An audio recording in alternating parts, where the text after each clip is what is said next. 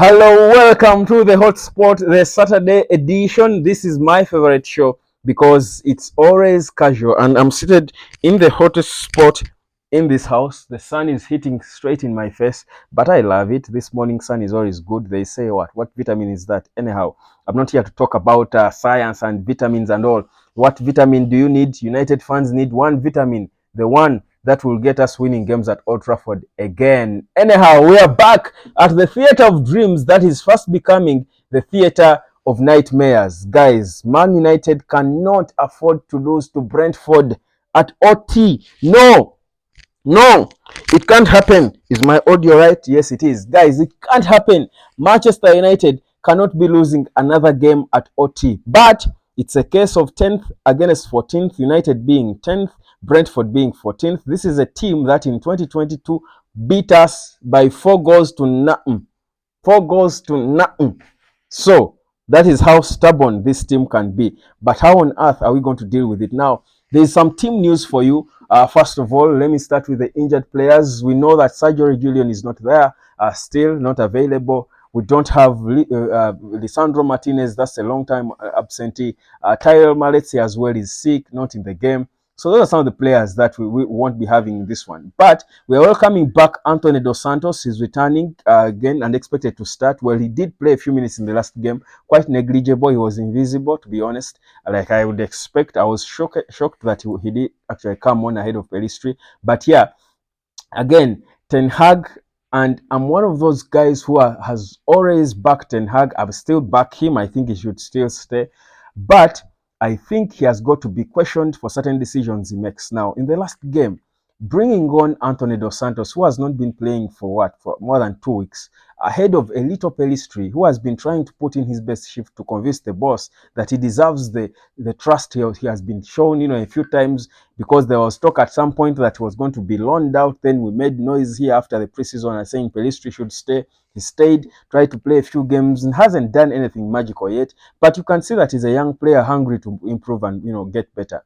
He has been there, played a few games. This is the player I should be bringing on as a substitute in that game against Crystal Palace. He was part of the victory with a week, the same week versus Crystal Palace. But Ten Hag, again, Tinkerman, chooses to go for Anthony Dos Santos. And I'm thinking, what on earth is this? Dos Santos is not even fit. You see, in football at that level, you miss 2 weeks of not playing football. You are as unfit as an injured player.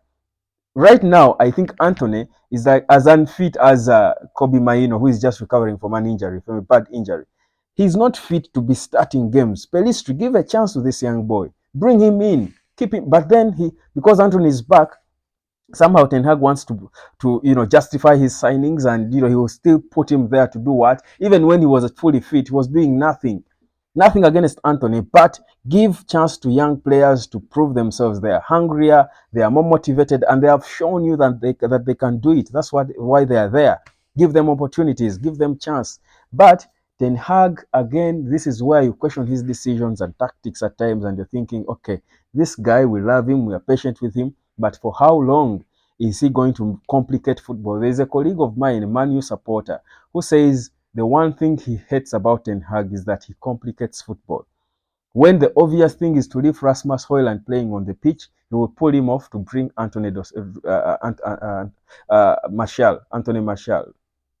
And you're thinking, really, everyone is booing, so you cannot be the only smart one. Complicating football. When you have Diogo Dalot who can play well on the left, you've got Sofiane Amrabat who clearly gives you a lot of organization playing in the middle of the park. You choose to play Amrabat on the left, take back Dalot. So you play back three, it works well, and then you drop it, yet you don't have a natural left back. A back three makes sense. In fact, I feel with the very many forward-going players we have, United looks good playing with a back three and give space, a lot of space and chance to more attack-minded players, because goals are what we need. But again, Ten Hag, like they say, Tinkerman of sorts. Tinkerman never succeed. Complicates football. Sir Alex Ferguson made football so easy. He would play his traditional 4-4-2. No, nothing technical. Just know now how to motivate these players to get the best out of them. That's all. Ten Hag, again, like Ibrahimovic said, needs time to learn how to adjust to manage to coaching a big club, because results are what fans need. Yes, yes. Whereas your coach needs time, but at Man United, you won't get the time you get at Ajax. United, they will give you time for until they can give you time. Then results will start being demanded.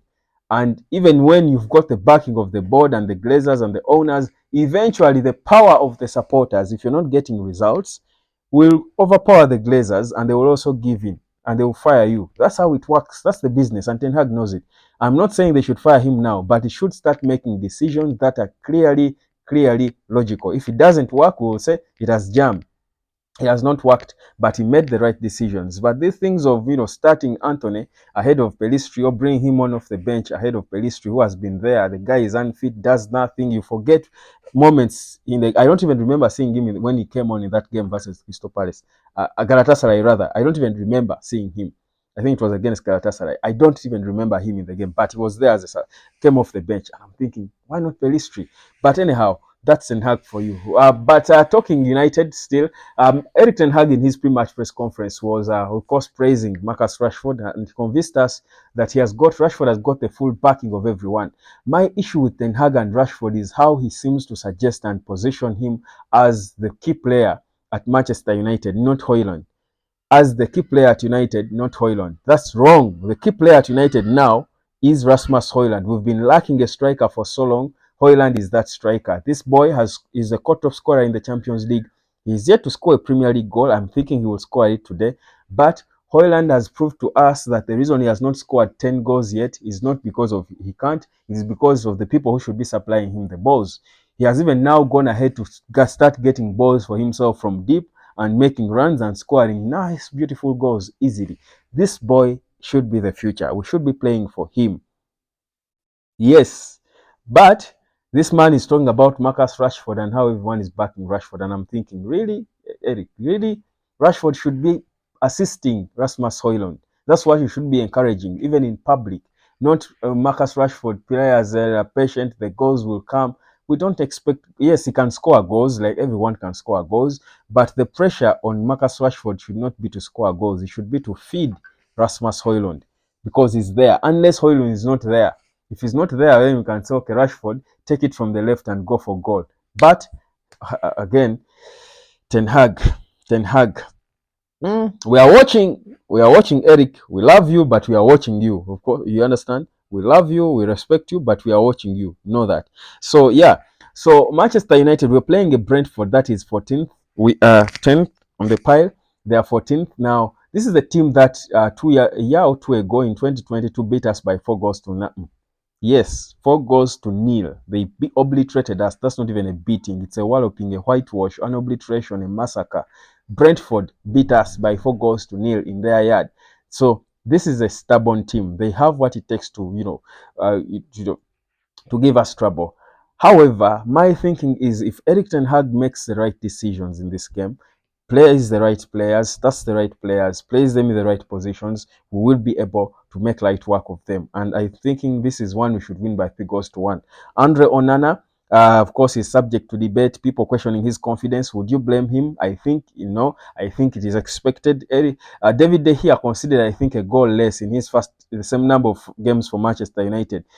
He's considered just a goal less. I mean, they always struggle, man. At Manchester United, he will always struggle. More so if you come in at a time when the club is struggling like it is now with the all forms of nobodies for players up front. So does Onana make silly mistakes for a goalkeeper at his level? Yes. But tell me one goalkeeper who does not concede haulers, who does not concede silly goals. Edwin van der Sar, who for me is the best United goalkeeper I've watched, conceded some of the most stupid goals in football. You can go and check. David De Gea himself, we are saying David Gea, but please De Gea. We love him, we respect him, but he also conceded some of the silliest goals in football at the prime of his career, the peak of his career. So I think the individual errors more so for now for a goalkeeper like Onana, who has just joined United, but also joins a very disorganized United, players injured left, right, and center, players played out of position, guys clueless about what they are doing at times. You expect him to lose his confidence, but I don't think he's as bad as he has proved to be in certain games. We just need to trust him, but also, most importantly, improve the players ahead of him. The outfield players need to do a lot. First of all, Eric Ten Hag should stop. And a friend of mine said Eric Ten Hag loves to complicate football. when the obvious thing is to keep Rasmus Højlund on the pitch, for him, he will pull him off for Anthony Martial. And you're thinking, really? What's this? Everyone is booing. When the obvious thing is to play Amrabat in the middle of the park together with Casemiro, he will put Amrabat on the left, which will work. But you see, Diogo Dalot has played this left position well for a longer time. Let's keep him there. Amrabat gives us more playing as a midfielder, organizes us, because that's where the elephant is in Man United. That's where the acres of space are. Those are the spaces people, exploit and force Andre Onana into stupid errors as a goalkeeper, kill his confidence because he's leaking. The midfield is leaking. But Ten Hag chooses to put Amrabat on the left, which he does well, but is that where he gives us his best? Won't you rather play a back three, which proved to work, I think, against Crystal Palace comfortably? If you don't have a natural left back, because Sergio Reguilon is not there, then play back three. Yes, because what's the fascination with a back four when you don't have a natural left back? Yet even when we play back four, they beat us. We've won a game playing a back three. Play Varane, play Dalot, play Maguire or Lindelof or whoever you want. Play them in a back three. Then let Sofian Amrabat play in the middle. Let Sofian Amrabat play in the middle as a midfielder. Then do the basics. Marcus Rashford is not performing, bench him. If Rashford is not performing, bench him. Give chance to players who are performing, who are hungry. But you're out in the press. And of course, I sort of credit him a little for the statements he made about Rashford in the media, because now maybe he's now learning, like Ibrahimovic said, that he has got to learn on the job how to manage players at this level. Maybe he's learning that what he did was wrong, attacking Jadon Sancho, in public because of the backlash that followed. Maybe he's learning. Now he's trying to defend Rashford, but he also should know. I think anyone, again, who doesn't complicate football would know that Marcus Rashford has, for the most part, not been doing the right thing. He should not be going for goal when he can release or locate Rasmus Højlund. He should be playing for Højlund. But he's the boss. Wait to see what exactly he has in plan. But anyhow, so United, Brentford, that game kicks off at 5 p.m. And it's an important one. We cannot afford to lose another game at Old Trafford to a small team like this. This is the same venue where we, in 2000 and 2003 quarterfinal of the Champions League, we beat Real Madrid that had Ronaldo firing, like he scored a hat-trick in that game. Beckham comes off the bench, scores twice. The Galactico Ronaldo with Steve McManaman, with Makelele, with Casillas in goal, with Ronaldo Dalima, with Luis Figo, with Zinedine Zidane. You guy, eh? That Old Trafford is what we want. That's Brentford cannot be beating us from there. Burnley cannot be beating us from there. Galatasaray, no, it can't happen. Not a third loss, guys. This time, Ten Hag, and whereas we know managers should be given time, how much time? Yes, I'm still backing Ten Hag. Don't get me twisted. We should be backing managers, but they should give us reason to back them, because the unfortunate thing is that when you're coaching a team like Manchester United, you won't be given a lot of time. They will give you the money. The Glazers have tried to spend, to be honest, give it to them. They have given him a bit of money to spend. He has bought his players. He's failing to make use of these players. Results not coming. Unfortunately, the pressure from the fans, even if he has got the backing of the board, they will succumb to the pressure from the fans. That's what it means to coach a club like Manchester United. The fans have a huge say in what goes on. So he should be organizing himself. But that said, the happy thing about United for me is Rasmus Højlund. Rasmus Højlund, Rasmus Højlund. I hope he scores his first Premier League goal today, even two or a hat-trick, so that he opens way for floodgates to come, because I'm sure there are floodgates of goals in his feet that we are yet to enjoy or to savor. So let me know your prediction of the game. Mine is 3-1 for Manchester United, Højlund to score. That's my honest prediction. That's my fans and dream prediction for this game. But let me know, what do you think?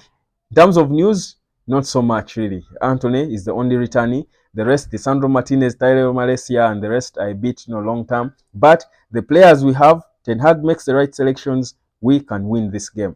Amrabat shouldn't be on the left, should be playing in the middle, in the midfield. Mason Mount should be more effective. He does a lot of work, runs around, busy. He's a busybody doing nothing of importance. So him and Bruno Fernandes are sort of they're confusing. Fernandez at times will pull a strange goal and stuff, but these guys need to be more effective and smarter, make the right decisions. We hope they make the right decisions. But first, the first person who needs to make the right decision is Eric Ten Hag, the players he selects, but also you make the right decision and subscribe to the hotspot. See you later.